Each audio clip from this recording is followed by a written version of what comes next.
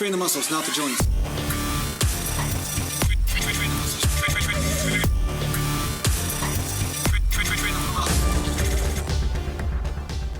Welcome back to Natural Gallant Bodybuilding Mountain.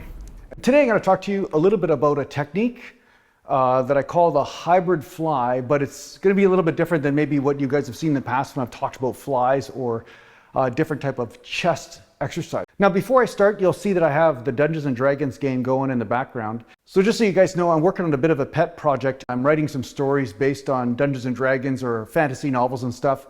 Some of you guys may know that I used to write a bit as a hobby, but what I'm doing is I'm producing these into a podcast sort of form. So if you guys like audiobooks and stuff like that, you might like this stuff if you like the fantasy genre or Dungeons and Dragons genre. So I'll let you guys know once I'm finished my first story. It should be probably a few months from now, basically by the time I'm actually finished, but we'll see what happens, who knows. But if I do finish it, I will put it up on my website for purchase. And yeah, let me know if you're interested in that or if that's something you guys like. So moving on, I'm going to talk to you now about an incline fly hybrid. So when I'm doing incline flies, in this case, I'm not doing them in the normal way where I supinate because I don't necessarily feel them better doing this. I'm actually doing a press, but what I'm doing is I'm just extending the elbows a little bit and now arcing through the air. You know what I'm saying? So I'm keeping the arms bent, but I'm doing an arcing type movement rather than a straight from point A to point B movement that I would do with a standard press. Now, the advantage of this can be more isolation of the pec because the pec brings the arm across the body, right? Now, that doesn't mean that it's the only way that you should do a fly or press or whatever, but it is a great way to start isolating. And one of the things that I talked about is that when I play around with lighter weight in some of these lighter workouts that I talk about in the super high frequency program and also the Body Bliss program, the neat thing is that you can start playing around with the techniques of the exercises because you're not dominated to lift heavy, all the time or to constantly chase strength numbers. And because of this, you start to work with lighter weight and experiment and say, okay, where am I feeling these tensions? And a nice blend of pursuing strength and then technique-driven exercises are a perfect balance to building more muscle mass. So in this clip, you can see that I do a first rep with just a press, standard press, what it would look like. And then I go right into this hybrid fly where my arms are still bent.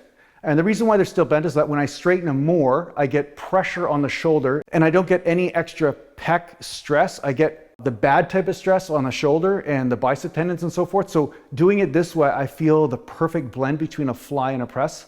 And I can feel a lot of those fibers in the upper chest from it. Now, as I go through the set, there's two ways you can do this.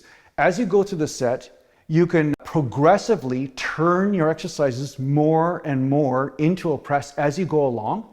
Therefore, you're bringing in a little bit more of the triceps and the delt to extend the set. Or you can do as many of these hybrid flies as possible.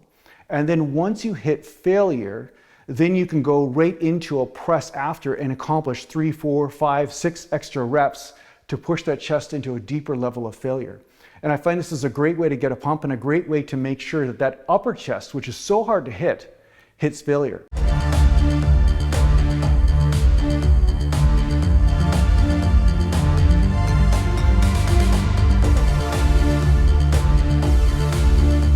Now, this is just a technique for this exercise, but there's lots of other exercises that you might find that this may be applicable for. Like you might find that when you're using lighter weights with bent over rows, that you might want to start with isolating the rear delts. Maybe you have a rear delt issue and you might want to start with the rear delts and pull the bar more to the sternum because you are doing lower weight after all.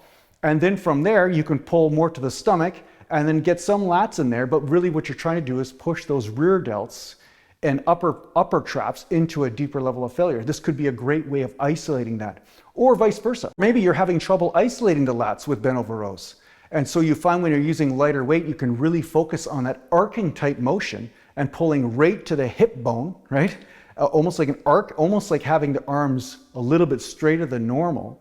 And as you're doing this, you can progressively extend the set by standing more straight up as you go, so that way you can get those extra squeeze reps on the lats as you go up. So really what I'm trying to say is that you can change the technique as you go along when you're using these lighter weights in order to get a deeper level of failure or a deeper level of isolation.